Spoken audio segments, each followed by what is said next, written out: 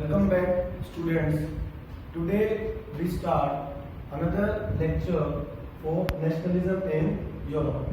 देखिए last lecture में मैंने आपको ये बता दिया था कि 1789 में फ्रेंच रिवॉल्यूशन कैसे इमर्ज होता है, ये हमारा फर्स्ट लेक्चर था।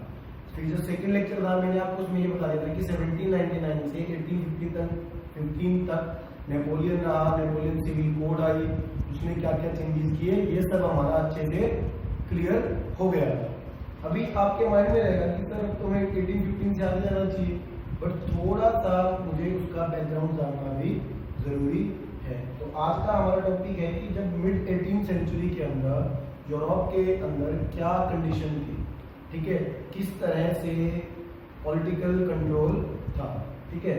तो मिड 18th सेंचुरी के अंदर आप देखिए नियर अबाउट मैं बात करूंगा 1750 की, ठीक है।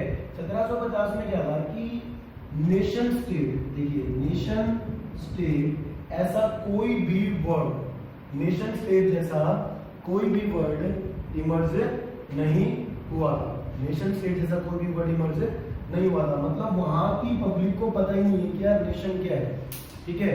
उनके माइंड में कोई चांस नहीं है कि उनके माइंड में है ही नहीं कि नेशन है क्या। तो नो नेशन स्टेट 1750 तक, क्यों? क्योंकि तब वहां पे क्या था, मोनार्क, ठीक है, राजा का कंट्रोल था। अब उसका रीजन जानने से पहले हमें खुद को ये पता होना चाहिए कि नेशन स्टेट का मीनिंग क्या होता है। बहुत सिंपल सी वर्डिंग में मैं आपको बता रहा हूँ कि अगर किसी कंट्री में a large number of people, in a country if large number of people share language, history, tradition, ठीक है, and the government of that country is made by the people, then this country is known as nation. Okay, तो किसी भी country को nation state बनना है तो कब बनेगा, जब मैक्सिमम पब्लिक का लैंग्वेज, उसका हिस्ट्री, उसका ट्रेडिशन क्या हो, कॉमन हो, और वहां की जो गवर्नमेंट है वो लोगों के द्वारा क्या हो, चुनी गई हो, उसके ऊपर थोपी ना गई हो। पर 1715 में क्या है, मोनार्क, और मोनार्क क्या है, ठीक है, मोनार्की क्या है कि थोपा गया, उसको चुना गया नहीं है। क्लियर? तो अब इस चीज के रीजन जाते हैं कि ऐसा क्यों था, ये चीज क्यों नहीं थी। उसका रीजन ये है कि उस टाइम तक यूरोप के अंदर बहुत ज्यादा क्या थी, डाइवर्सिटी, क्या थी, डाइवर्सिटी थी, विविधता थी, ठीक है। जैसे एक एग्जांपल लेते हैं, ये एम्पायर है हैब्सबर्ग, ठीक है, हैब्सबर्ग एम्पायर है। इस एम्पायर के अंदर क्या था, जो पीपल काउंट थे उसमें फ्रेंच, इटालियन और जर्मन, मतलब कुछ पीपल फ्रेंच स्पीकिंग है, कुछ इटालियन है, कुछ जर्मन है। अब देखिए फ्रेंच का, इटालियन का, जर्मन का लैंग्वेज सेम नहीं हो सकता, हिस्ट्री सेम नहीं हो सकती, ट्रेडिशन सेम नहीं हो सकता, इसीलिए इनके बीच में नेशन स्टेट की कोई बात नहीं हो सकती। तो अगर मुझे ये लेके आना है तो सबसे पहले मुझे क्या करना पड़ेगा, ये डाइवर्सिटी को रिमूव करना पड़ेगा, इन्हें कॉमन प्लेटफॉर्म पे लेके आना पड़ेगा। और यही चीज देखिए, अब कनेक्ट कीजिए आप कि फ्रेंच रिवॉल्यूशन की, जब मैंने आपको बताया था कि फ्रेंच रिवॉल्यूशन हुआ तो उन्होंने क्या क्या चेंज कंट्री में आए, तो उन्होंने क्या कहा था कि उन्होंने बात की एक नेशन स्टेट की, उसके लिए उन्होंने किसकी बात की थी, एक कॉमन लैंग्वेज की, एक फ्लैग की। देखिए कॉमन लैंग्वेज, जब फ्लैग आप सेम कर देंगे, ठीक है, आप बात करेंगे ट्रेडिशन, ठीक है, जब आप लैंग्वेज सेम कर देंगे, फ्लैग सेम कर देंगे, जब आप हर एक व्यक्ति को सेम प्लेटफॉर्म पे ले आएंगे तो आप किस तरफ जा रहे हैं, आप नेशन स्टेट की तरफ जा रहे हैं। क्लियर? ओके स्टूडेंट्स, तो अब हम ये देखेंगे कि जो यूरोप में नेशन स्टेट इतना लेट क्यों आया। देखिए आप 1750 से चल रहे हैं और 1789 में फ्रेंच रिवॉल्यूशन होता है, तब तक भी नेशन का उतना विजन क्लियर नहीं है, बहुत बाद में जाकर चीजें क्या होती है, क्लियर होती है। तो क्यों इतना ज्यादा लेट नेशन स्टेट का विजन डेवलप हुआ, उसके लिए हमें थोड़ा बैक जाना पड़ेगा। तो ये यूरोप के अंदर क्या था कि सोसाइटी शुरू में कितने पार्ट्स में डिवाइड थी, 2 पार्ट्स में डिवाइड थी, ठीक है, और आगे चलकर कितने पार्ट्स में डिवाइड होगी, 3 पार्ट में। क्लियर? तो सबसे पहले हम 2 पार्ट देखते हैं। यूरोप के अंदर सोसाइटी डिवाइड थी, first aristocracy and second is pageantry. अब ये देखते हैं कि एरिस्टोक्रेसी क्या होती है, पेजेंट्री का मतलब क्या है और उससे क्या फर्क पड़ने वाला है सोसाइटी में। अब आप ध्यान से देखिए एरिस्टोक्रेसी, इसमें जो एरिस्टो का मीनिंग क्या होता है, ये एरिस्टो जो वर्ड है इसका मीनिंग होता है रिच। क्या होता है? रिच। तो जो रिच क्लास है, जो अमीर वर्ग है, उसका मैक्सिमम कंट्रोल था किस पे? यूरोप के जो कंट्रीज हैं उनके पॉलिटिकल, इकोनॉमिकल, सोशल सिस्टम पे। अब ऐसा क्यों था? क्योंकि देखिए मैक्सिमम जो लैंड है, ठीक है, मैक्सिमम लैंड किसके पास होगी? एरिस्टोक्रेट के पास। तो सबसे पहली बात कि मैक्सिमम लैंड एरिस्टोक्रेट के पास थी। तो जिसके पास लैंड है उसके पास क्या है? मनी है। जिसके पास मनी है, राजा उसी के साथ होगा। क्लियर? सेकंड चीज कि जो ये एरिस्टोक्रेट क्लास है, इनके बीच में एक लैंग्वेज कॉमन थी, दैट इज फ्रेंच। मतलब जो भी देखिए पहले ये माना जाता था कि जो फ्रेंच लैंग्वेज है ना, वो सिर्फ किसकी भाषा है? अमीरों की भाषा है।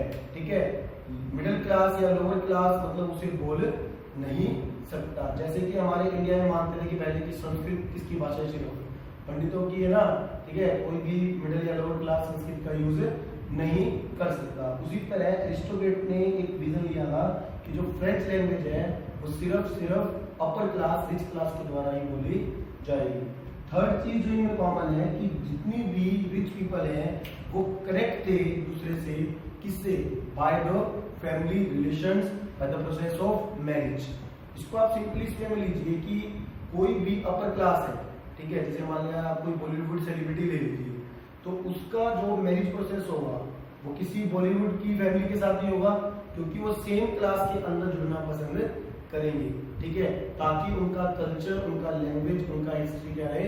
सेम रहे, जिस वजह से उनमें क्या रहे? यूनिटी रहे। तो उसी तरह जो अमीर वर्ग थे वो एक दूसरे से जुड़े हुए थे, किस वजह से? By the marriage. एक और पॉइंट है कि उनका जो वे ऑफ लिविंग था वो क्या था? कॉमन। ये बहुत सिंपल सी बात है, ठीक है ना, कि जो अपर क्लास होगा उनका जो वे ऑफ लिविंग होगा वो क्या होगा? कॉमन होगा। चाहे वो वे ऑफ लिविंग आप उनकी जो मैरिज होती है उसके तरीके में देख लीजिए, या जो उनके शौक होंगे, ठीक है, उसमें देख लीजिए, तो वो सब क्या होंगे? कॉमन। तो लैंड ओइंग क्लास है, फ्रेंच लैंग्वेज बोलने वाली क्लास है, फैमिली कनेक्टेड है बाय द मैरिज, और कॉमन वे ऑफ क्या है? लिविंग है। तो ये जो एरिस्टोक्रेट्स है, जो रिच पीपल है, ये मैक्सिमम यूरोप को कंट्रोल कर रहे थे। लेकिन इनकी पॉपुलेशन क्या है? कम। नो डाउट रिच की पॉपुलेशन क्या है? कम। भैया अंबानी कितने हैं? ठीक है, एक ही है ना। तो रिच जो पीपल है उसकी जो पॉपुलेशन है वो क्या है? कम है। दूसरी तरफ आप देखिए जो पीजेंट्री मतलब किसान, जो हमारे फार्मर भाई हैं, तो मैक्सिमम जो पॉपुलेशन थी वो किसकी थी? फार्मर्स की। किसकी थी? फार्मर्स की। तो लार्ज पीपल क्लास कौन सी थी? Farmers class. दूसरी चीज आप देखिए कि ये इन फार्मर्स का मेन काम क्या था? इनका मेन काम था जो एरिस्टोक्रेट्स के पास लैंड है, ठीक है, लैंड के ओनर कौन है? एरिस्टोक्रेट्स। तो उनकी लैंड पे वर्क किसको करना है? फार्मर को। तो पीजेंट्री का मेन काम क्या था? ये दे आर लुक आफ्टर, वे देखभाल करते थे, काम करते थे किस पर? एरिस्टोक्रेट की लैंड पर। क्लियर?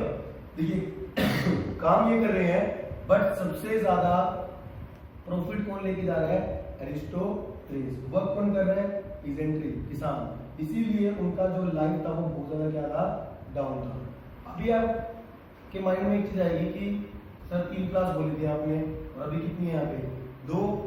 धीरे धीरे जैसे टाइम आगे जाता है एक क्लास और इमर्ज होती है और उस क्लास को हम बोलते हैं मिडिल क्लास। ठीक है, देखिए इस मिडिल क्लास में कौन आता है? जैसे जैसे टाइम आगे जाएगा तो क्या होगा? पूरे वर्ल्ड के अंदर मशीनीकरण होगा, इंडस्ट्रियलाइजेशन होगा। क्या हुआ? इंडस्ट्री सेटअप हुई, इंडस्ट्रियलाइजेशन हुआ। जब इंडस्ट्रियलाइजेशन हुआ तो फैक्ट्रियां बढ़ी तो जॉब अपॉर्चुनिटीज बढ़ी, और इसके रिगार्डिंग, ठीक है, इसकी वजह से, इंडस्ट्री की वजह से यहाँ पे क्या हुआ? यहाँ पे different type of class create हुई। फॉर एग्जाम्पल अगर मैं कह देता हूं टीचर, अगर मैं कह देता हूं लॉयर, अगर मैं एग्जाम्पल ले लेता हूं डॉक्टर, ठीक है, ये सब किसमें है?